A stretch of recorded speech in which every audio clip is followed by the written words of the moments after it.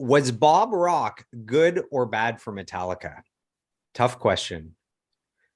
So Uh, he without was Bob Rock, you don't have the Black Album, which brings metal to the mainstream and brings Metallica to the biggest band in the world. But then you have albums that, the people that love the first three or four Metallica albums think that Bob Rock, because of after the Black Album, they think that Bob Rock was the worst thing that happened to Metallica. Where do you stand on Bob Rock? no, I think Bob Rock was. I mean, the Black Album is Metallica's obviously their biggest record today. I think I wish he would have done the last few again. I kind of wish that Metallica would have went back to the original. The guy that you mentioned his name from Injustice for All, the Swedish guy, Rasmussen. Yeah.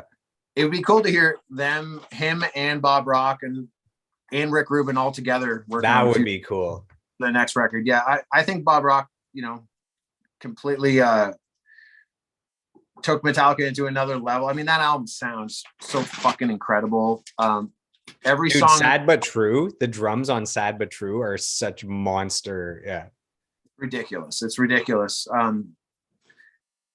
And it's funny because as I know that Our Lady Peace guys, other bands that have gone and worked with Bob Rock over the years, it's like with Finger 11, actually, I always brought his name up as far as, who might want to produce our next record. And the guys were never really interested in pursuing that direction. But man, I think Bob's amazing. The sound, his contribution to songs, like with Our Lady Peace, there's the Arnold Lanny Our Lady Peace records that are those records, and then there's the Bob Rock Our Lady Peace records. Just like with Metallica, there's the each definitive producer they work with at the time. But yeah, I got nothing but great things to say about Bob Rock. Bob Rock, I think he's really a huge part of that band, and I bet you he'll come back to them at some point. It'd be cool, wouldn't it be cool to hear like a new Metallica record with him?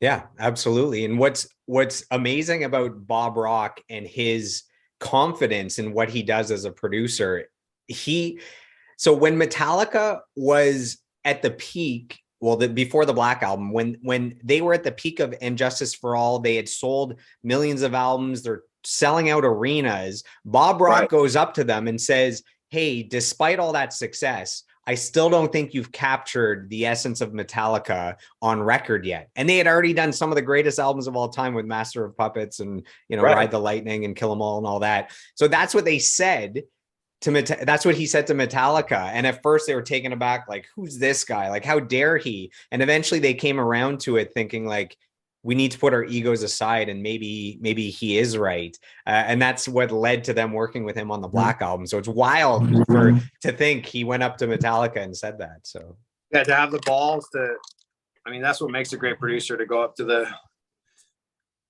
these guys, and sometimes the things that they don't want to hear, I think, is what makes a great producer.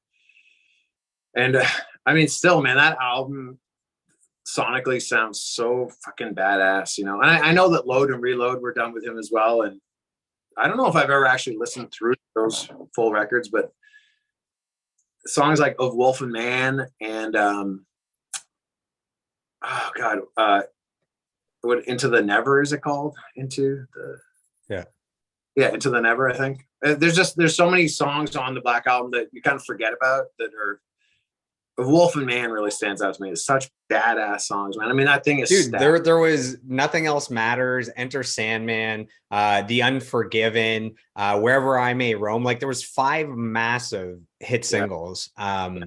Holier Than Thou.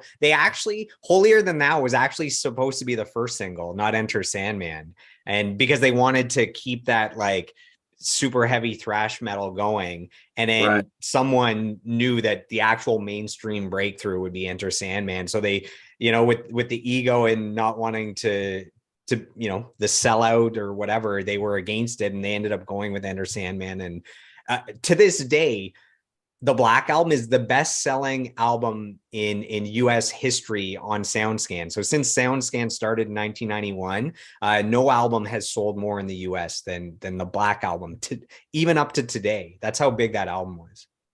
Wow. Yeah. Well, it's got to be over 100 million now, right? I'm sure. No, I don't think there's any album that sold 100 million. So the best selling album of all time switches between Michael Jackson Thriller and between the Eagles Greatest Hits. They're both around 60 million, like globally. And they switch because they're so close. So one year, one will jump the other. But that's about 60 million. So I think the Black Album is probably about 25 million globally, but in the US, it sold well over 16 million since 1991, which is wild. There were years, man, since like the downloading and the iTunes and the Napster years, the best-selling album of the year would be like 2.3 million. Like just to show how crazy 16 point whatever million albums. That's if you were in Canada, that's every second person you meet in Canada has Metallica the Black Album to show how many, 16 million albums is. It's wild. I've recently in the last couple of years, Joe from the Eagles is we've become acquaintances. Walsh? Joe Walsh? Yeah. Is that Joe Walsh? Yeah. So this is a sort of random side story, but I did mention the Eagles, so I brought it on myself. So there you go. Yeah, well, so Joe was saying a few months ago when COVID was at its peak, they were doing I think like 4 or 5 nights at Madison Square Garden, and during conversation, Joe was saying like, man, it's like the third night. We're still in our hotel. We're still getting. We don't know if tonight's going to be canceled. During that conversation, I was thinking to myself, like, he's so randomly and casually saying, we've sold out 5 or 6 nights at Madison Square Garden. Yeah, we don't know what's going on tonight. It's just like baffling, the Eagles' success. But yeah, he's such a great dude, man. Joe's amazing. My favorite story about the Eagles is there was a point where they weren't really doing anything anymore as a band. They weren't touring. And in an interview, one of the members got asked like, hey, when are the Eagles going to tour again? And they said, when hell freezes over, like it's never going to happen. And then years later, they come back with the Hell Freezes Over tour, which I just think is like the most clever thing that's ever happened in rock history. So